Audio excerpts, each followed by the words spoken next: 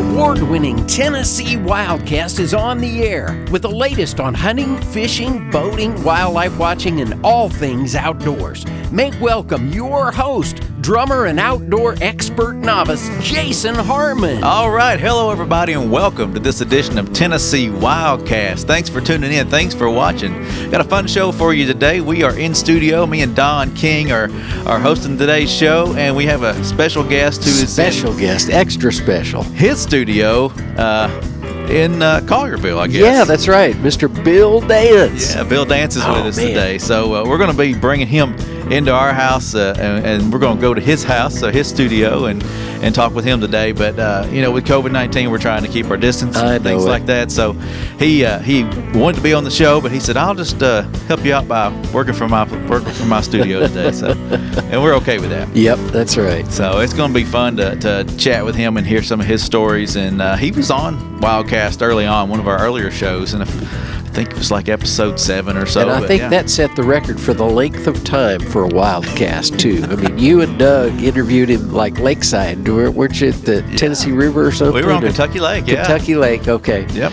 And I didn't make that trip, but that was a great episode. You know, Bill's got a lot of stories, and it'll be fun to hear what we kind of worked up some questions that we thought, our listeners would kind of like to know about Bill, know, and things that we'd always wanted to ask him too. So we thought it would be fun. That's going to be a fun show. And before we get started and bring Bill in, we wanted to talk about the new shop. You can shop TWRA, find your gear. It's our new e-store. It's a pretty cool, easy site, shop.gooutdoorstennessee.com. It's relatively the same place you buy your license, the same address. Just put shop in front of gooutdoorstennessee.com, and it'll take you here. You don't have to have an account to get into this site. You can fill your shopping cart and then check out. It's just kind of like a normal online store. Yeah, before it was a little bit more complicated. You kind of had to register like you were going to buy a license, whether you wanted one or not. But anyway, with this, like Jason said, it's a lot smoother and a little easier to get in and out of. So got all kinds of cool stuff. The blue hats that we're selling right now and the oilcloth hat are still available.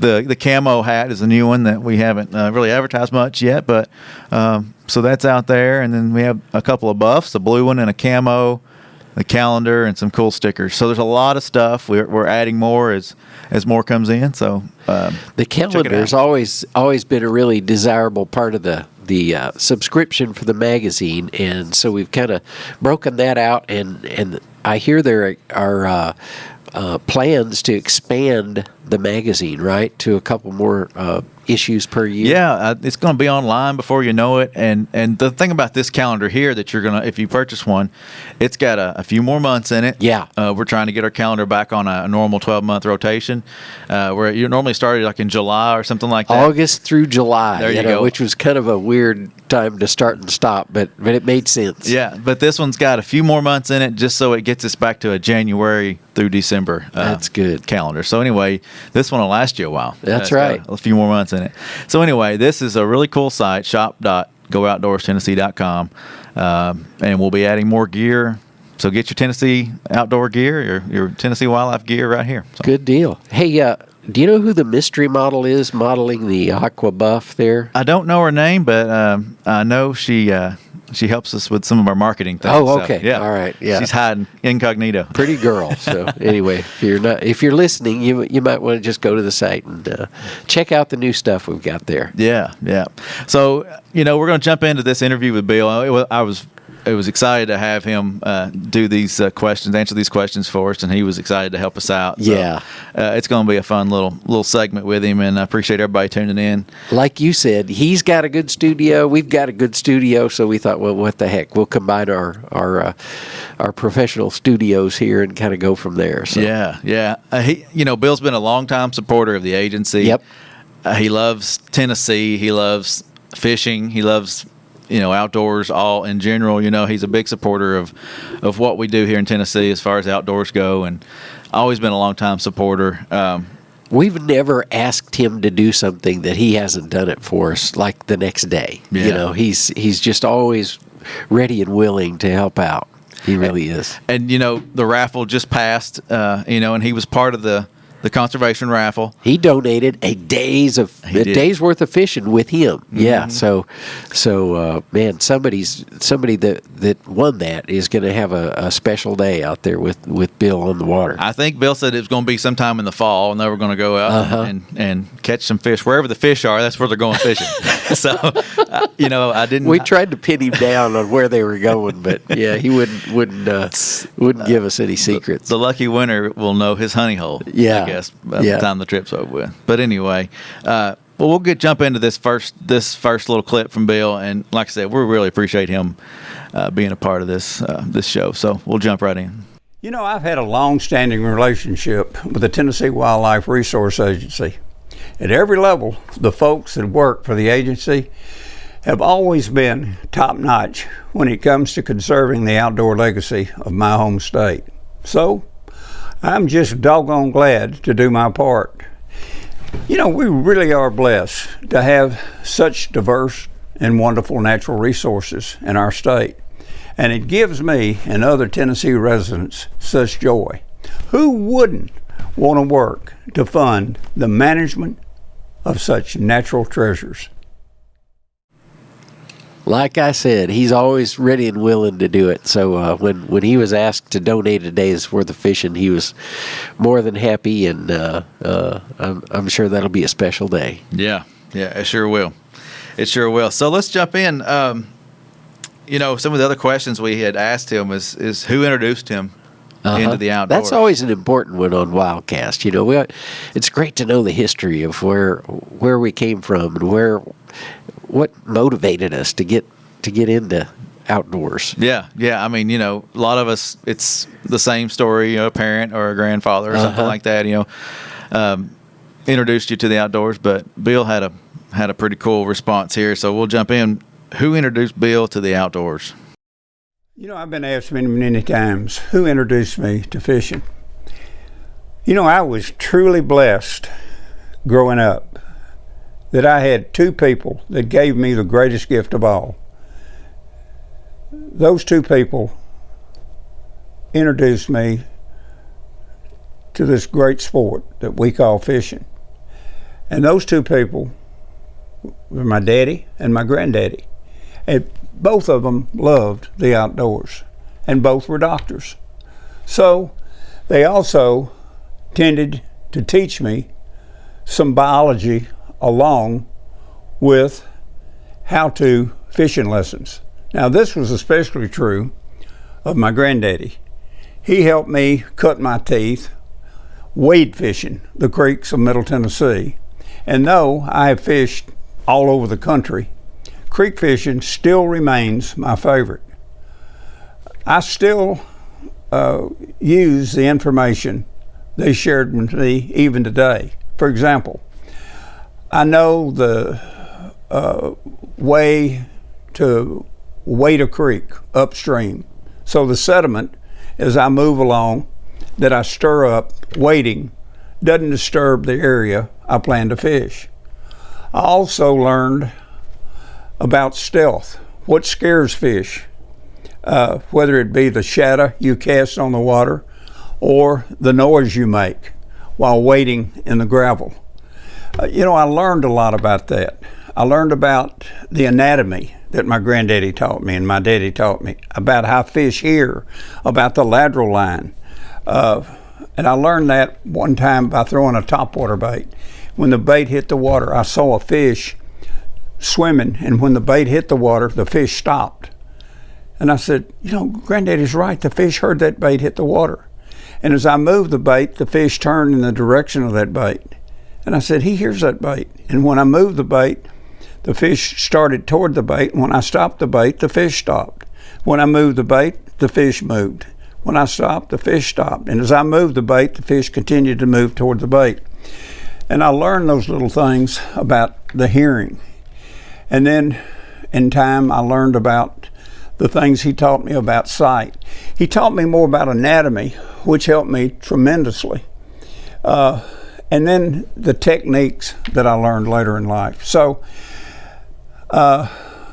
who taught me how to fish? He taught me a lot about techniques, but he taught me so much more about the about anatomy, which still helps me today. So, as I said, my dad and my granddaddy gave me probably the greatest gift of all, and that was teaching me how to fish and what fish do and how to go about catching them. Yep, they did. That's awesome. I can relate to that. Yeah. Who taught you? My dad. Your dad. My dad, yeah. Yeah, we used to go fishing on the Elkhorn River. That was kind of my first memory of fishing, river fishing. I always liked that because there was always something going on. There's water's moving, and even if you didn't catch anything, you'd feel stuff hitting your line. You go, oh. Yeah. So you grew up in Nebraska, right? Yeah. So near Omaha, Nebraska, in the eastern part of the state, and so fishing, pheasant, squirrel hunting, stuff like that. So, but fishing especially. Yeah. How about you? Yeah, well, I remember my first fishing trip, with my dad, but my uncle played a major role in getting me outside and into the outdoors. He took me hunting and fishing, and some of my first wade fishing trips was with him, and then as I got older, in college and things, fishing with buddies, and my wife and I loved fish together, so so it's been a passion that has built over time, I guess, but always been a hunter and fisherman, And I know you guys are passing it along to your kids too, They love it. Riley and Tucker both love it. Yeah. Yeah, they love to fish. They have a good time, and that's good because we'll have fishing models for the next 10 years at least, as they're growing up. Yeah. So. Yeah. They've already graced the pages of a few ads. They have, and things, yeah. So. Well, along these same lines, we asked Bill what was his favorite fish to catch. And I'm sure he's got many, but he filled us in on that. So. All right. Okay, here's a good one. I'm asked quite often, what's your favorite fish? Well, my favorite fish is a fish I've got on the end of the line. But when it comes to saltwater, I would rate the snook. Why? The power that a snook has, the big broad tail and the strength and the power. And then when I come into freshwater, it's got to be the smallmouth bass. And why I say the smallmouth bass, it's hard to compare their acrobatics and their will to live. Catching a smallmouth, I guess it goes back to the days when I was wading the creeks of Middle Tennessee. They're just truly unique. Their strength, their power, and watching them just scream across the water when you hook one. By the way, I caught my biggest smallmouth in Tennessee, an 8-pound, 3-ounce one. I caught him over on Pickwick Lake on the Tennessee River. And that memory alone might make Pickwick my favorite fishing spot. I used to live on Pickwick. I learned so much about moving water, fishing Pickwick Lake. It's really where I first started fishing independently, and it's really where I really honed my skills that became the foundation of my career. There's also a lot of tributaries at Pickwick that the creeks that feed into Pickwick and into the Tennessee River that remind me of where I used to fish as a kid. And I go back there even today and wade those creeks. Pickwick is a beautiful body of water. It's approximately 46 miles long and offers tremendous opportunity with a lot of different species to fish for that offers 12 months a year fishing. There's always something going on at Pickwick. From the headwaters at Wilson Dam all the way to Pickwick Dam, that 46-mile stretch. It has a good crappie fishing, excellent catfishing, and then below the tail race, below Pickwick Dam, You have good catfishing, white bass fishing, smallmouth fishing. Of course, the largemouth fishing is good in the upper lake as well as in the river below. There's just something always going on Pickwick. And like I said, I lived there for a long period of time, had a place on Pickwick. So I rate Pickwick as one of my favorite. But Tennessee,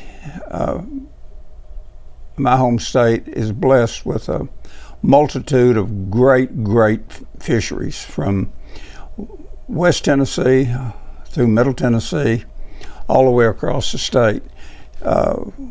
We hold many world records. We hold the world record walleye. Might be surprising to a lot of people. We hold the world record smallmouth.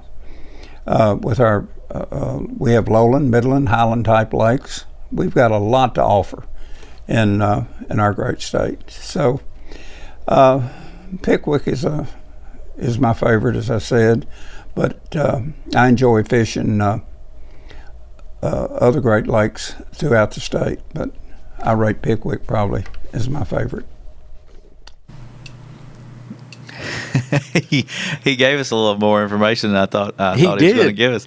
He's talking about his favorite fish, the snook, and then the smallmouth. But then he started giving away some honey holes.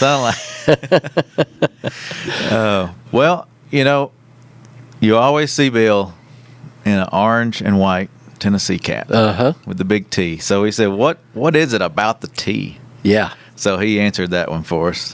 Well, my first T cap was sent to me by my good friend Doug Dickey, who was head football coach at the University of Tennessee at the time.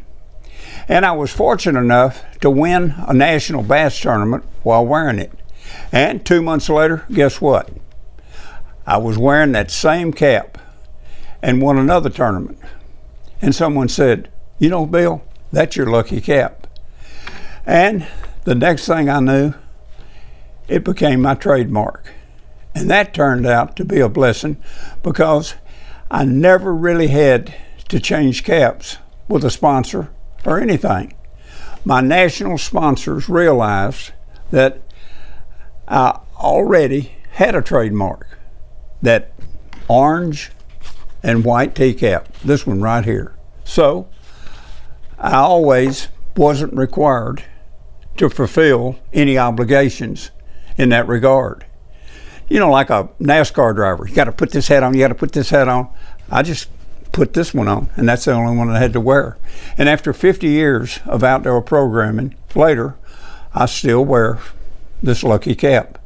Maybe it was luck, but you always must know I'm surrounded by a great family and support staff, and I have the greatest sponsors in the business.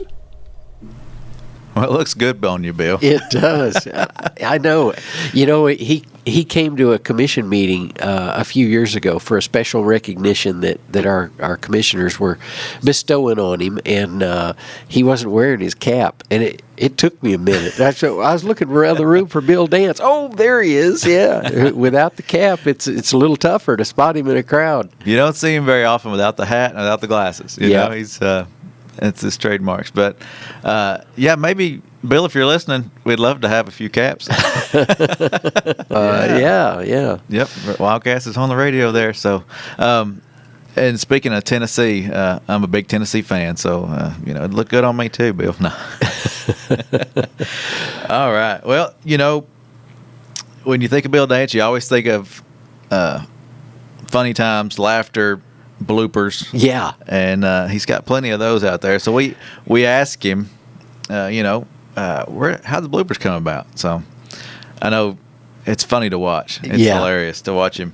And so anyway, he's got some behind the scenes on that. It's amazing to think that he's shot as much video as he has. And think about the week to week to week TV shows over the years and all the bloopers that must have happened during that time. Because he's had, I don't know how many projects he's put out that it's just bloopers. Yeah. Well, he spills the beans here. So. All right, good. I've been asked many times, how did the blooper series come about? Actually, the video series was kind of an accident. Let me explain. About 20 years ago, Walmart was one of our major sponsors of Bill Dance Outdoors. They asked for me to shoot a show on a particular fishing lures they wanted to air the following weekend. They had a lot of inventory on this particular bait and had run some promotional ads trying to promote it. So we said, no problem. No problem? Huh. We like to have never gotten that show shot. And we really never did. We caught only enough fish on this lure to complete a half a show. But our producer came up with a great idea. He told our editors to look back into the archives and see if they could find enough outtakes to fill out the show. Well, they did. The show aired, and a few weeks later, we got a call from Dick Clark Productions, who produced Super Bloopers and Practical Jokes on NBC. They wanted 3 or 4 of our blooper clips to air on their show. Then later, they wanted more. Then CBS came up with a blooper show, and they wanted some. Then later, we got a call from the BBC in London, and they wanted some. Well, that got us thinking, why don't we do our own blooper tape? So we did, and it was a huge success, followed by blooper 2, blooper 3, and then blooper 4.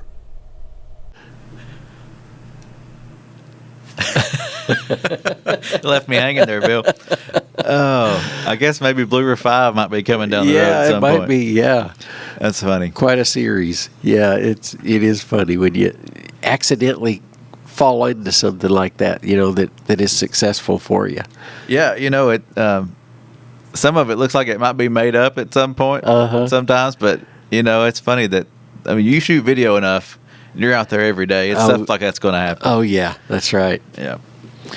Well, we got a couple more for him, and these last two kind of reflect on some of the guys that work for us, right? And so we thought that'd be interesting questions, and thought the public might want to hear these. So this first one, he talks about fishing with Ed Carter, our recent director, just retired. He was on our 200th episode of WildCast and just recently. So if you've missed that one, you can go back and check it out. But this one, he talks about Ed and how special their relationship is and that kind of thing. So I think this will be a fun one for you guys.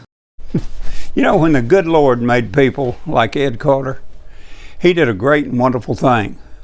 What a true, sweet, and gentle man.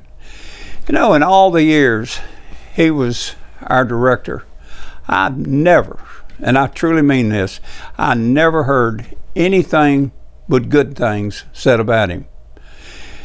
Ed's and my relationship, it goes back probably 25 to 30 years when he was boating director of TWRA.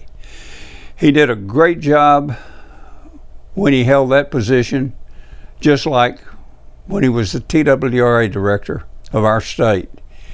And he's truly going to be missed. At his recent retirement dinner, I did a video, just like many other people did. And in that video, I remember saying, Ed, I'm not going to say goodbye.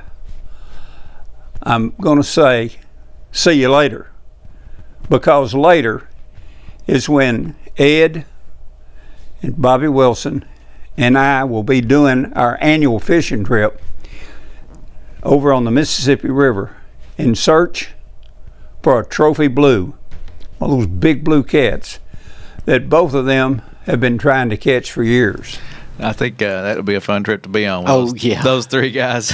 Oh man, and he mentions that being an annual trip, and I think that kind of, according to what I've heard from Bobby, they go do some sampling of the river at that point anyway. So it's kind of like they tie in a fishing trip with that thing too. So that's great. And man, I've had some experience catching those big catfish on the Mississippi, a little south of there. But that is a fun time catching those great big ones. That would be a fun excursion to go on, shoot a little video. Oh yeah, we could put out a little something on that. But that would be fun. Well, we got one last question before we wrap it up, and our recent with Ed leaving and retiring, we now have a director, Bobby Wilson. Yes, in that position, and the commission appointed him to that position, and he's doing a great job. And we asked Bill what he thought about Bobby, so he lets us know. Bobby Wilson and I are the best of friends. And, we have been for many, many, many years. I tell you what, let me say this. I don't think Bobby is just a friend, nor do I consider him just a good friend. I classify Bobby Wilson as a true friend. And you know something? There is a big difference. Bobby and I have had some great times fishing together, and we've been on a bunch of fishing trips together over the years. In addition to sharing some of our life experiences. Now, as far as Bobby's position as the new director of TWRA, he loves the state of Tennessee just as much as I do. He's a true conservationist. He cares about our wildlife. He believes and stands by our game and fish laws. He truly, truly cares and values the opinion of the sportsmen of the state of Tennessee. And there's no doubt in my mind whatsoever, I truly believe this, that he's going to be a great, great director. He truly will be. Couldn't say it better myself. Hey, there you have it. That's a pretty good testimony right there. Yeah, it sure is. It sure is. Bill, I appreciate you jumping in here and doing this show with us from a distance. That's right. From your studio. We kept at least 6 feet here between us and Bill, so that's awesome.